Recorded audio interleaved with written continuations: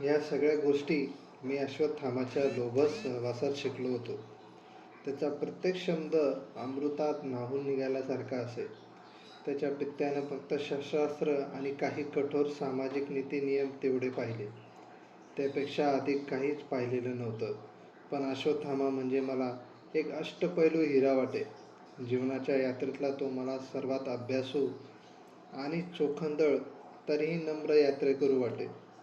तो शूर योद्धा होता, प्रेमळ मित्र होता, आज्ञाधारक पुत्र होता, निसर्गाच्या रसिक भोगता होता.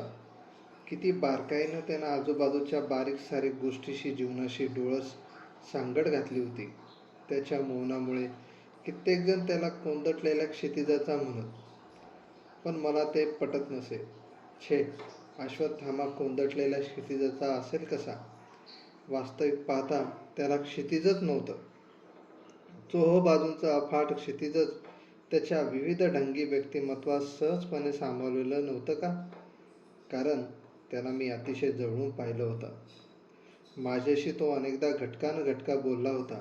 गुरु द्रोणांनी त्याला विकासाची पुरेशी संधीच कधी दिली नाही, असं काहीजण म्हणत. त्यांच्या विशाल व्यक्तिमत्वाच्या वटवृक्षाखाली तो भूछत्रासारखा वाढला असं म्हणत. किती अन्यायकारक अन एकांगी विचार आहेत हे. अश्वत्थामा खऱ्या अर्थानं या राजनगरात कुणालाच समजलेला नव्हता. मला तरी त्याचं सर्वांहून अतिशय वेगळं असं स्वतंत्र व्यक्तिमत्व स्पष्ट दिसत नव्हतं. या हस्तिनापुरात त्याच्यासारखं स्वतःचं असं स्वतंत्र वेगळं व्यक्तिमत्व असलेला मला दुसरा कोणीच दिसत नव्हता. कधीकधी तर तो मला गुरुद्रोणांपेक्षाही श्रेष्ठ वाटे. हिमालयाच्या धवल शिखरासारखा उंच, गंगेच्या पात्रासारखा विशाल. असाच मी एकदा पहाटे गंगेवर जायला निघालो. अंगावर शुभ्र उत्तरीय टाकून लगबगीनं चाललेला हसतमुख अश्वत्थामा मला मार्गात भेटला. नुकत्याच उमललेल्या शुभ्र कमळासारखी त्याची चेहरा प्रसन्न आणि टवटवीत होती. त्याच्या हातात औदुंबराच्या समिध्या होत्या. बहुधा सकाळचं हवन करण्यासाठी तो लगबगीनं युद्धशालेकडे चालला असावा. त्याला पाहताच मी रथ थांबविला. राजा झाल्यापासून मी रथातूनच गंगेवर जात होतो. इतर वेळी माझ्या रथाचं सारथ्य शोण करी, पण गंगेवर मात्र मी एकटाच जाई. घोड्या आवरीत मी अश्वत्थामाला म्हणालो, अलभ्य लाभ. गुरुपुत्रा, तुझ्या दर्शनानं माझा आजचा सगळा दिवस आनंदात जाणार. कदाचित न भेटणाऱ्या कोणा दुर्मिळ अतिथीची आज भेटही होईल. तो सहज हसत हसत म्हणाला, एवढं माझं दर्शन तुला शुभदायक आहे का? मग रोजच तुझ्या या गंगेकडं जायच्या मार्गावर मी येऊन बसत जाऊ का? ते तुला शक्य नाही हे मला माहीत आहे, पण तुझे दर्शन शुभदायक आहे हे मात्र निश्चित. चल, येतोस काय गंगेवर? मी त्याला प्रश्न केला. नको कर्णा, आता हवनाची वेळ होत आली आहे. मला गेलंच पाहिजे. निदान या समिधा तर वेळेवर पोचल्या पाहिजेत. हातातील समिधांची छोटी मुळी वर करीत तो म्हणाला. एवढंच ना, मग तुझ्या समिधा युद्धशालेत पोहोचत्या करूनच मगच आपण गंगेवर जाऊ. चल, वर रथात ये. मी त्याला आग्रह केला. माझं मन त्याला मोडवेना. तो रथात चढला. आम्ही युद्धशालेकडे जाऊ लागलो. पक्षी नुकतेच किलबिलीत होते. रथाच्या चक्राबरोबर माझ्या मनात स्मृतींची अनेक आवर्त फिरत होती. माझा स्वतःचा तर अनुभव आहे की गती आणि स्मृती यांचं काहीतरी गूढ नातं असावं. नाहीतर गतिमान वाहनात स्मृतींची एवढी गर्दी का व्हावी? मला अधिरथ बाबांची आठवण झाली. म्हणून मी अश्वत्थामाला विचारलं, गुरुपुत्रा, पितापुत्रांच्या नात्यासंबंधात तुझं मत काय आहे? स्पष्ट सांग. तो सहज म्हणाला, सूर्याचं प्रतिबिंब नदीच्या डोहात पडतं, पित्याचं तसंच आपल्या पुत्रात पडलेलं असतं. जीवन हे असीम आहे. पुत्राच्या रूपानं पित्याचं जणू पुन्हा जन्माला येत असतो. जन्मदानाचा हा अखंड यज्ञ विश्वाच्या निर्मितीपासून असाच अतूट चालू आहे.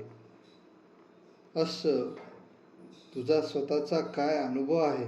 माझा आहे कर्णा, एक अतिशय जिवंत अनुभव आहे. पण मी तो कुणालाच सांगितलेला नाही. त्या योग्यतेचं कुणीही मला आजपर्यंत भेटलं नाही. तुला मात्र तो आज मी सांगणार आहे. तसं असेल तर मग सांग तरी तुझा तो जिवंत अनुभव. काहीतरी महत्त्वाचं आणि गुप्त सांगावं अशा आवाजात तो म्हणाला. माझ्या वडिलांनी कौरव पांडवांना सारी युद्धविद्या शिकवली हे तुला माहीतच आहे.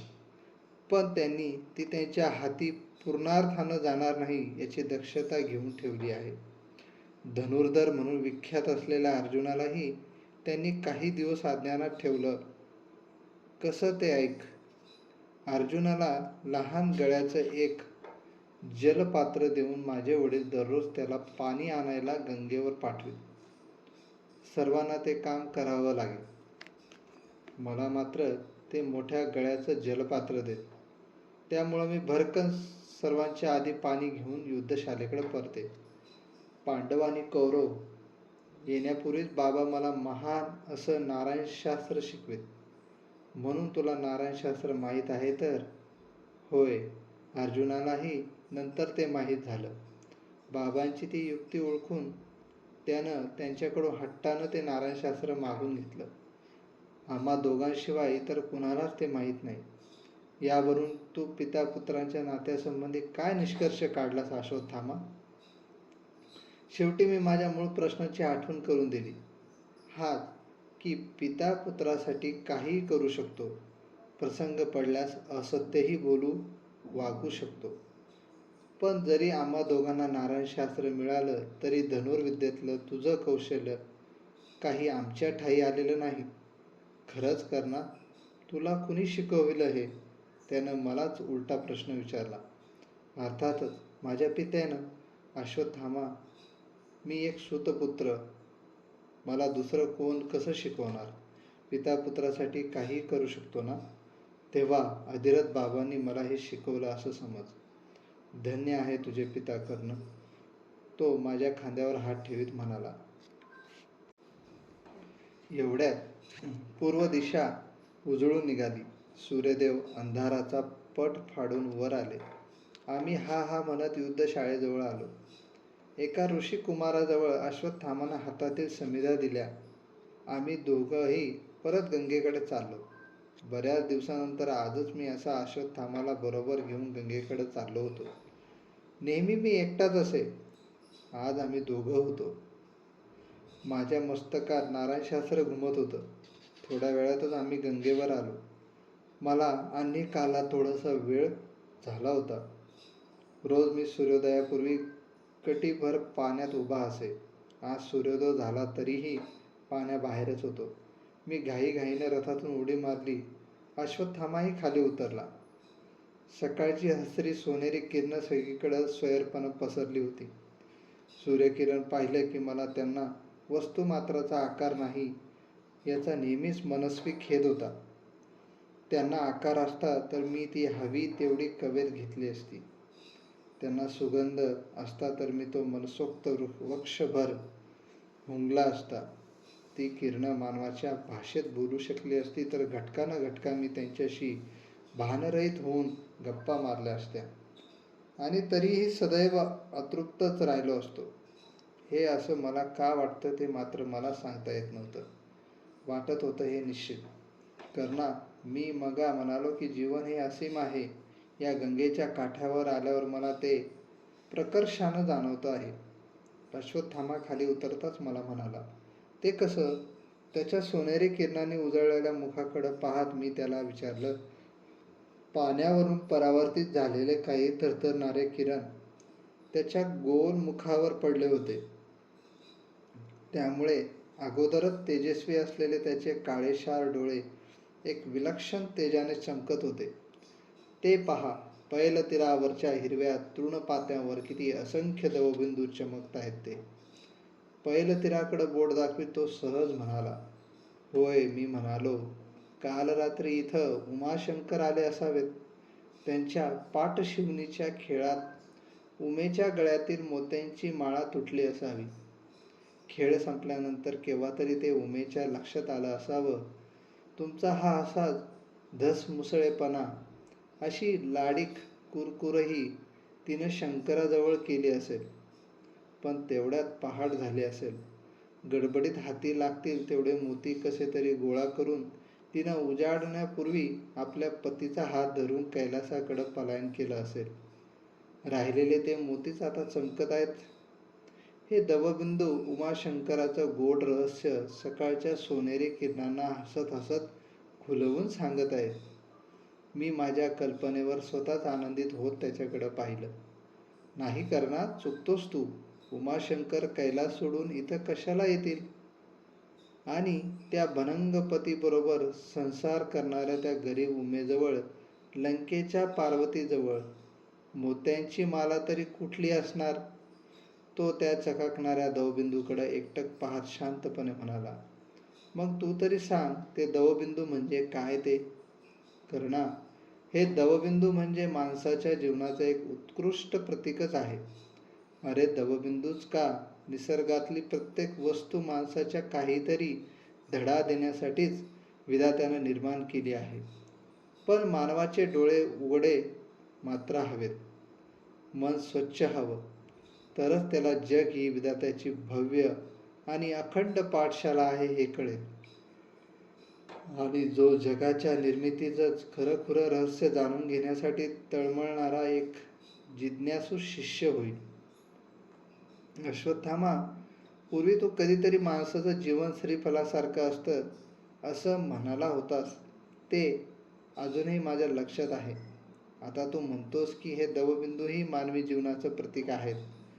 कसं ते जरा स्पष्ट करशील का? हे बघ कर्णा, हे दवबिंदू कुठून येतात आणि कुठं जातात हे कुणाला तरी माहीत आहे का? माणसाचंही तसंच आहे. तो कुठून येतो आणि कुठे जातो हे कुणालाही सांगता येत नाही. पुढं ऐक कसं आहे ते. हे दवबिंदू कुणाचा तरी प्रकाश घेऊन चमकतात, इतके की वाटावं जणू काही प्रत्येक दवबिंदू एक छोटा आणि स्वतंत्र सूर्य आहे. हे चमचम करणारे दवबिंदू वायूच्या झुळकी सरशी मंद मंद झोके घेतात. आपल्याजवळ असलेली प्रकाशकिरणं आपल्यापासून बाहेर फेकतात. त्याच्याकडं पाहणारा आल्हाद देतात. परंतु जरा का वारा जोरात आला की हे प्रसन्न हसरे दवबिंदू खालच्या मातीत असंख्य जलबिंदू होऊन विरून जातात. का कू न करता, न आक्रोश करता. माणसाचंही अगदी असंच आहे. एकाच परमात्म्याची असंख्य रूपं घेऊन मानव म्हणून वावरणारे हे जीव, अरे यातले काही जीव तर एवढे दिव्य असतात की साक्षात परमात्माच वाटावेत. हे सारे आपलं जीवन जगत असतात. पुरुषार्थाच्या किरणांनी जग उजळतात, सौख्याच्या क्षणी आनंदानं डोलतात आणि मृत्यूची चाहूल आली की निमूटपणे त्याच्या स्वाधीन होतात. पिढ्यानपिढ्या हे चाललंय. आदल्या दिवशी विरून गेले तरी दुसऱ्या दिवशी सकाळी तृणपर्णावर जसे दवबिंदू पुन्हा तयार, तसेच पिढ्यानपिढ्या मृत्यू पावलेले मानव नवपिढीच्या रूपानं पुन्हा तयारच. जीवन असीम आहे असं मी नेहमी का म्हणतो हे तुला आता कळेल. खरं आहे तुझं अश्वत्थामा, पण काही काही लोकांकडे पाहिलं की त्याचं जीवन तू म्हणतो त्याप्रमाणे दवबिंदूसारखं असेलच वाटत नाही. ते कधीही सौख्याच्या हिंदोळ्यावर झुळलेलं नसतात. त्यांनी कधीच कोणते पराक्रम केलेले नसतात. जिवंतपणी ते मृत झालेले असतात. त्यांना तू तुझ्या या कल्पनेत कुठं बसविणार? जीवनातला दवबिंदू उपमा देऊन तू तुझी सौंदर्यदृष्टी व्यक्त केलीस, पण जीवन इतकं सहज दृश्य नाही, सोपं नाही. नाही करणार, तू म्हणतोस ते लोकसुद्धा दवबिंदू सारखेच असतात. केवळ हे दवबिंदू तृणपात्याच्या उलट्या बाजूला चिकटलेले असतात. त्याच्यापर्यंत सूर्याचे दिव्य किरण पोचतच नाही. त्यांना प्रकाश मिळालेला नसतो. अज्ञानाच्या महान अंधकारात गाडलेले असतात ते दवबिंदू. आणि जगात अज्ञाना इतका मृत्यूही क्रूर नसतो. मग त्या दवबिंदूंना प्रकाश केव्हा मिळायचा? केव्हा उजळायची अशा लोकांची जीवनं? कधी उभारायचे त्यांनी पराक्रमाचे उत्तुंग पर्वत? मृत्यूच्या दारात जे अज्ञानात चाचपडतात त्यांना मृत्यूशिवाय दुसरा नैसर्गिक निपक्षपाती सत्यप्रिय गुरुच नाही. मुक्तीचा अन्य कुठलाही मार्ग नाही. मग त्यांनी लवकर आत्महत्या करावी आणि तुझं सरळ सरळ मत असेल, मुळीच नाही. हे जीवन मिळविण्याचा अधिकार नाही, ते गमावण्याचाही अधिकार कुणाला नाही. आत्महत्या म्हणजे भावविवश मनाचा आत्म्यावर सरळ बलात्कार. मग अशा लोकांनी करावं तरी काय? केवळ मरेपर्यंत जगावं की मरण जगत असताना जीवन जगत असल्याचं खोटं खोटं ढोंग करावं? नाही. अशांनी सहनशील धरतीकडं पाहावं, तिच्यासारखी असंख्य आघात सहन करण्याची स्वतःची शक्ती वाढवावी. शारीरिक, सांपत्तिक व लौकिक नव्हे तर आत्मिक, आणि मगच योग्य वेळी अनंतात विलीन होऊन जावं. आत्म्याच्या संक्रमणाचे अनुभव समृद्ध करून जावं. कारण कुणीही कधीच विसरू नये की काळ हा अखंड आहे. जीवन ही भीक मागून मिळणारी वस्तू नव्हे. जीवन म्हणजे पूर्णत्वासाठी अनंताकडून अनंताकडे चालू असणारा अखंड प्रवास आहे. मी त्याच्याकडे भारावून एकटक पाहू लागलो. त्याच्या डोळ्यातून ज्ञानाचं तेज जणू ओसळत होतं. तरीही तो शांत वाटत होता. मला पाण्यात उतरायला वेळ झाला आहे हेही माझ्या ध्यानात राहिलं नाही.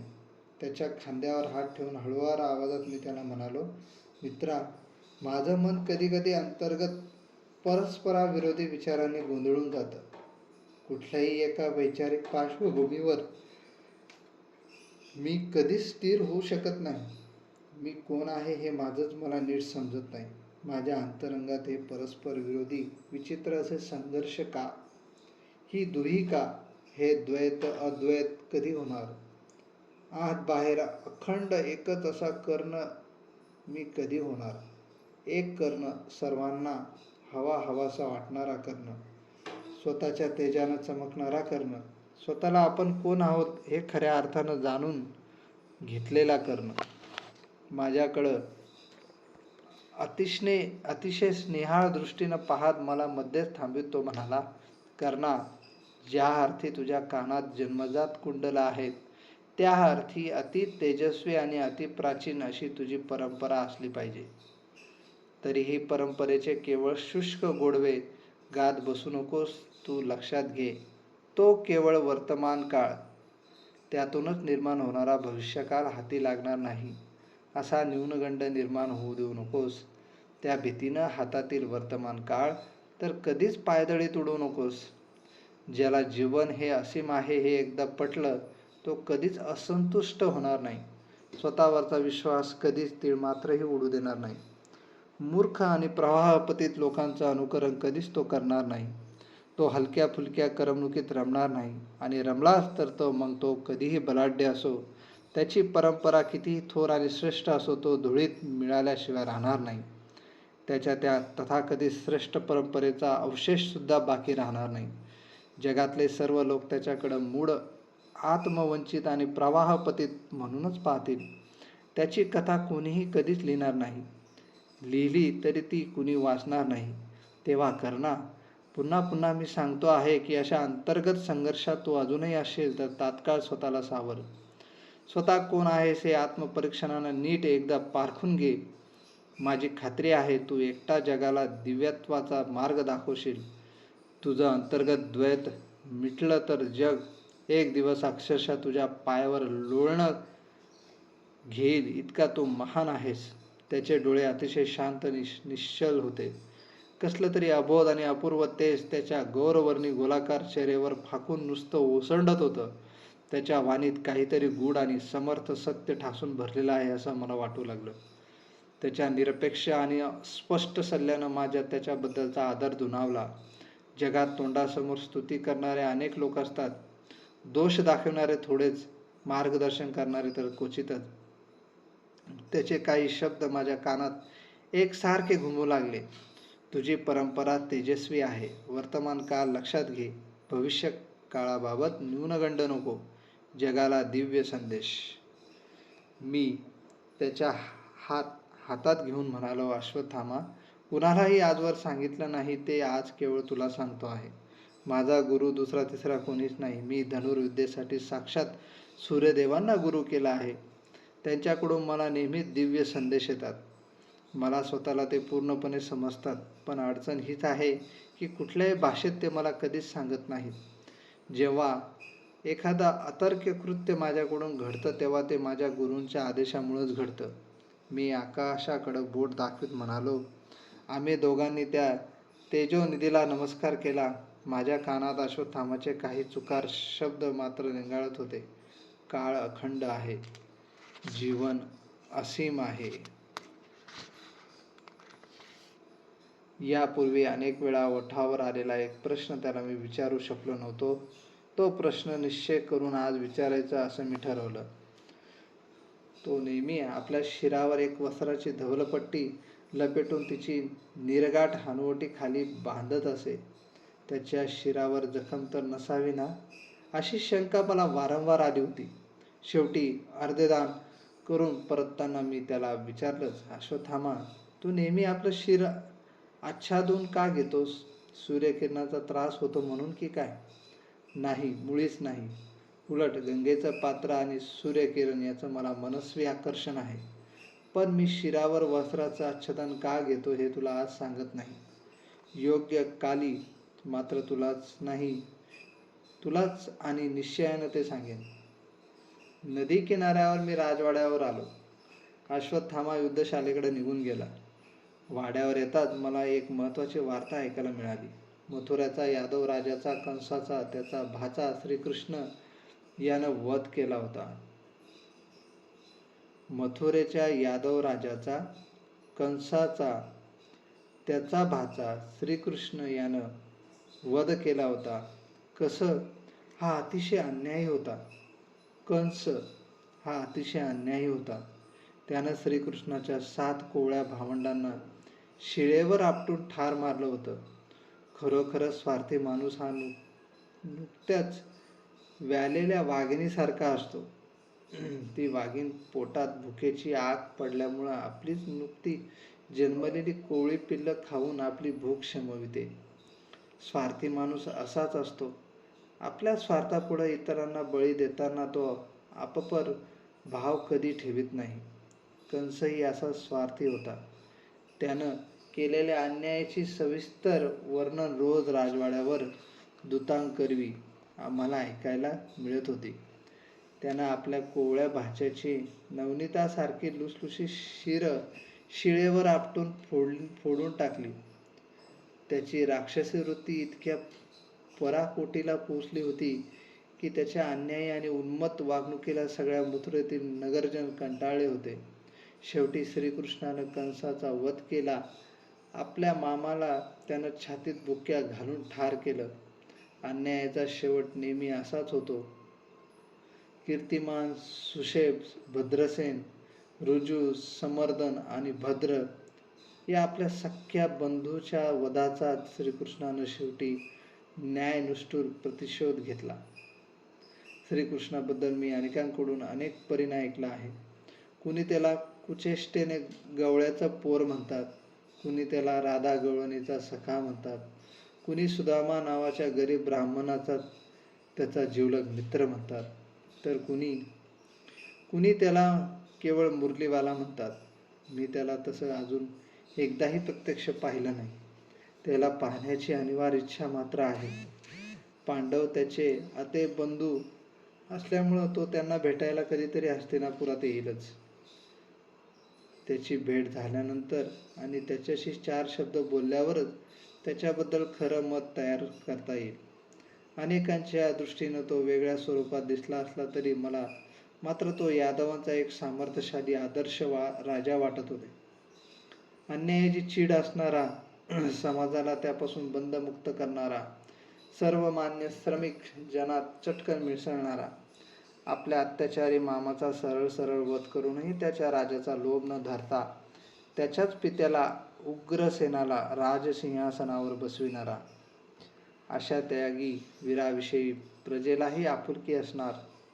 कारण उग्रसेन राजा असला तरी लौकिक अर्थानं मथुरेच्या ग्रासलेल्या प्रजेनं आपल्या राजाचा राजदंड खरोखर श्रीकृष्णाच्याच हाती दिला आहे. मथुरेचं साधं पानही श्रीकृष्णाच्या संकेताशिवाय हलू शकत नाही.